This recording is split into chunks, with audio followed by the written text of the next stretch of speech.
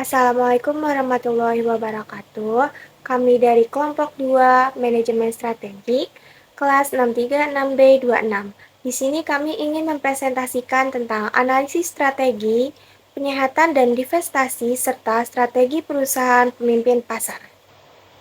Selanjutnya, untuk anggota kelompok, yang pertama ada Putri Utami Sriningsi dengan NIM 63220535. Untuk yang kedua ada Lestari Puji Astuti dengan NIM 63220545. Lalu yang ketiga ada Siti Nurhamida dengan NIM 63220498. Lalu yang keempat ada Nurul Hafitriani dengan NIM 63220809. Lalu yang kelima ada Putri Dinda Afrila dengan NIM 63220427. Dan yang terakhir saya sendiri, Ajeng Putri Nurfadila dengan NIM 63220923. Selanjutnya, saya akan menjelaskan latar belakang. Di era globalisasi dan digitalisasi, bisnis menghadapi tantangan besar seperti perubahan konsumen, persaingan ketat, krisis ekonomi, hingga disrupsi teknologi. Nah, perusahaan dengan kinerja menurun butuh strategi penyehatan seperti efisiensi, restrukturisasi, dan divestasi aset non-strategis. Sementara itu, perusahaan pemimpin pasar perlu terus berinovasi, memanfaatkan teknologi, memperluas pasar, dan memperkuat merek.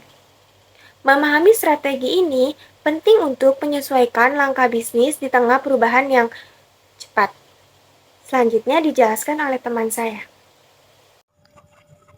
Untuk selanjutnya, pada rumusan masalah, yang pertama, apa yang dimaksud dengan strategi penyehatan dan divestasi dalam konteks manajemen strategik. Yang kedua, bagaimana strategi penyehatan dan divestasi diimplementasikan oleh perusahaan untuk mengatasi penurunan kinerja. Yang terakhir, strategi apa saja sih yang umumnya diterapkan oleh perusahaan pemimpin pasar untuk mempertahankan dan memperluas keunggulan kompetitifnya. Untuk tujuan penulisannya, menjelaskan konsep strategi penyehatan dan divestasi, menganalisis penerapannya di dunia nyata, lalu mengidentifikasi strategi perusahaan pemimpin pasar. Untuk selanjutnya yaitu strategi penyehatan perusahaan.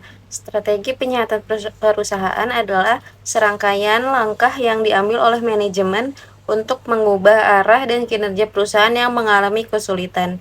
Ini bukan hanya upaya untuk menghindari kegagalan, tetapi juga menciptakan dasar yang kokoh agar perusahaan dapat tumbuh kembali. Strategi ini penting karena dapat menghindarkan perusahaan dari kegagalan bisnis, memulihkan kepercayaan stakeholder, dan meningkatkan efisiensi operasional menurut Proxys 2024. Lalu, pendekatan umum strategi penyehatan. Strategi penyehatan adalah upaya yang dilakukan perusahaan untuk keluar dari kondisi krisis, baik dari aspek keuangan, operasional, maupun manajerial. Strategi ini sangat penting agar perusahaan dapat kembali stabil dan berkelanjutan. Langkah dan dampaknya yaitu, langkah yang pertama, restrukturisasi keuangan dengan tujuan mengurangi bunga yang berdampak likuiditas meningkat. Yang kedua yaitu efisiensi SDM, tujuannya mengurangi biaya dan berdampak berpotensi penurunan moral. Yang ketiga yaitu perampingan, tujuannya menekankan biaya dengan berdampak margin keuntungan naik. Yang terakhir yaitu manajemen baru dengan bertujuan profesionalisasi yang berdampak efisiensi meningkat. Baik, di sini saya akan menjelaskan tentang contoh penerapan strategi penyehatan. Yang pertama ada PT Asuransi Jiwa Bumi Asijaya, yaitu untuk menghadapi kesulitan memenuhi ketentuan risk based capital atau RBC sebesar 120%, perusahaan melakukan restrukturisasi keuangan dan meningkatkan kualitas manajemennya. Yang kedua ada PT Jasindo, yaitu untuk melaksanakan rencana penyehatan keuangan atau RPK tahun 2022 sampai 2023 dengan fokus pada efisiensi operasional dan penguatan keuangan. Lalu ada strategi divestasi.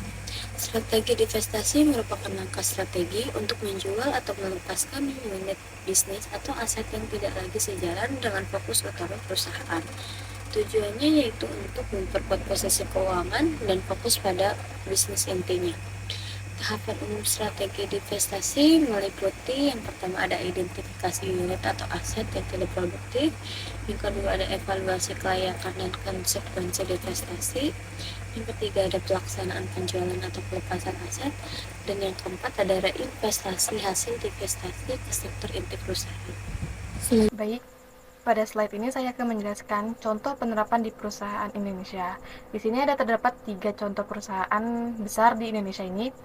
Yang pertama itu ada PT Vale Indonesia, yang kedua PT Astra International, yang ketiga PT Freeport Indonesia. Untuk yang pertama itu ada PT Vale Indonesia, yaitu melakukan divestasi saham kepada pemerintah Indonesia sebagai bagian dari kebijakan hirilasi tambang. Untuk yang kedua itu ada PT Astra International, yaitu melepas sebagian sahamnya di PT Toyota untuk fokus pada sektor inti dan memperkuat modal. Untuk yang ketiga yaitu PT Freeport Indonesia, yaitu pada tahun 2018 Freeport MC Moran melepas 51,2% sahamnya ke PT Indonesia Asahan Aluminium atau Inalum sebagai bagian dari kebijakan divestasi nasional. Strategi pemimpin pasar. Perusahaan pemimpin pasar dituntut untuk terus berinovasi dan mengembangkan strategi agar tetap unggul dalam persaing industri. Strategi mereka umumnya berfokus pada diferensiasi produk, efisiensi distribusi, layanan pelanggan, serta inovasi teknologi. Di bawah ini ada tabel, yaitu contoh implementasinya. Untuk strategi itu terdapat 4. Yang pertama inovasi produk, yaitu contoh implementasinya meluncurkan produk baru tiap kuartal. Yang kedua ekspansi pasar, yaitu masuk ke segmen pedesaan atau kota kecil. Yang ketiga peningkatan layanan, contoh implementasinya itu layanan pelanggan 24 jam. Yang terakhir itu penempatan harga, contoh implementasinya itu diskon harga untuk produk unggulan. Ya, saya Putri Utami di sini akan menjelaskan tentang contoh perusahaan pemimpin pasar di Indonesia. Yang pertama yaitu ada Asus Indonesia, fokus pada distribusi luas dan layanan punah jual sebagai strategi mempertahankan posisi teratas di industri laptop. Lalu yang kedua yaitu ada Toyota Indonesia, mengembangkan kendaraan hybrid dan listrik serta segmentasi produk sesuai kebutuhan pasar Indonesia. Lalu yang terakhir yaitu ada kesimpulan dari presentasi yang telah dijelaskan. Penelitian ini menunjukkan bahwa terdapat 2 pendekatan strategis yang signifikan, yaitu pertama, strategi penyihatan dan divestasi ini meliputi efisiensi biaya, perbaikan sistem manajerial yang diterapkan oleh perusahaan yang mengalami penurunan kinerja. Contoh perusahaannya seperti PT Asuransi Jiwa Bumi Asijaya dan PT Jasindo, menunjukkan bagaimana strategi ini dapat membantu pemulihan kondisi perusahaan. Lalu kedua yaitu ada strategi pemimpin pasar berfokus pada inovasi produk, penguatan distribusi, pelayanan konsumen, dan pemanfaatan teknologi. Perusahaan seperti Toyota dan Asus Indonesia berhasil mempertahankan dominasinya melalui pendekatan strategis yang adaptif dan inovatif. Terima kasih. Sekian presentasi dari kelompok kami, kurang lebihnya mohon maaf. Assalamualaikum warahmatullahi wabarakatuh. Ya, saya Putri